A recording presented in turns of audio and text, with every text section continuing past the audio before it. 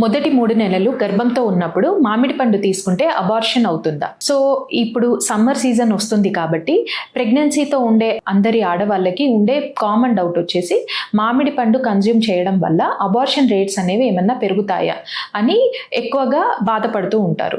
So దీనికి మనకి ఏంటి అంటే మ్యాంగో ఏదైతే మనము మామిడి పండు అని అంటామో ఇది మనకి హైలీ న్యూట్రిషియస్ ఫ్రూట్ అండి. సో ఇందులో ఏంటి అంటే మనకి high amounts of vitamin A, vitamin C and other antioxidants కూడా మంచి క్వాంటిటీలో ఉండడం వల్ల ఈ మ్యాంగో ఫ్రూట్ అనేది చాలా హెల్ప్ఫుల్గా ఉంటుంది ప్రెగ్నెంట్ లేడీస్ కన్స్యూమ్ చేస్తే. బట్ మనకి ఇంపార్టెంట్ థింగ్ ఏంటి అంటే మోడరేషన్ ఇస్ ద కీ. అంటే ఎంత లిమిటెడ్ క్వాంటిటీలో కనుక మనం తీసుకుని ఉంటే దానివల్ల మనకి బెనిఫిట్స్ ఎక్కువగా ఉంటాయి అండ్ సైడ్ ఎఫెక్ట్స్ అనేవి చాలా తక్కువగా ఉంటాయి. సో ఎస్పెషల్లీ ఫస్ట్ 3 monthsలో ఉన్నప్పుడు డైలీ 1 ఫ్రూట్ అట్లా మనం కన్జ్యూమ్ చేసినప్పుడు మనకి దానివల్ల పెద్దగా నెగిటివ్ ఎఫెక్ట్స్ అనేవి ఏమీ ఉండవు.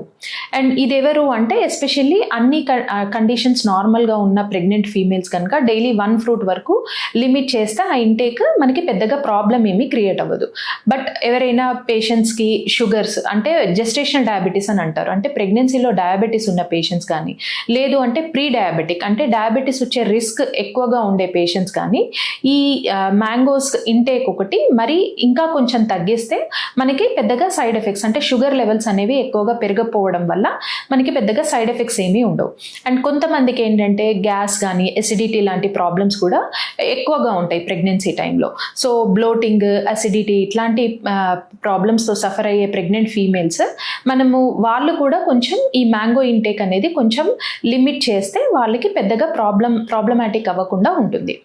అండ్ ఇంకొకటి ఏంటి అంటే ఈ మధ్యలో ఈ మ్యాంగో ఫ్రూట్స్ని పర్చేస్ చేసేటప్పుడు కూడా ఎక్కువగా ఆర్టిఫిషియల్ రైపనర్స్ అంటే కాయలని వాళ్ళు కార్బైడ్స్ కానీ వేరే ఏదైనా కెమికల్స్ యూజ్ చేసి రైపెన్ చేయడం జరుగుతుంది. సో అటువంటి మ్యాంగోస్ని కాకుండా కొంచెం మనం ఆర్గానిక్ వేలో ఎవరైతే పండిస్తారో అటువంటి మ్యాంగోస్ని ప్రెగ్నెంట్ ఫీమేల్స్ కనుక తీసుకుంటే వారికి ఈ కెమికల్స్ వల్ల అయ్యే టాక్సిసిటీ ఏదైతే ఉంటుందో అది వారికి రీచ్ అవ్వకుండా పుట్టబోయే బేబీస్కి కూడా ఆ ప్రాబ్లం ఏమీ లేకుండా న్యూట్రిషియస్ వాల్యూ యాడ్ చేసినట్టు అవుతుంది.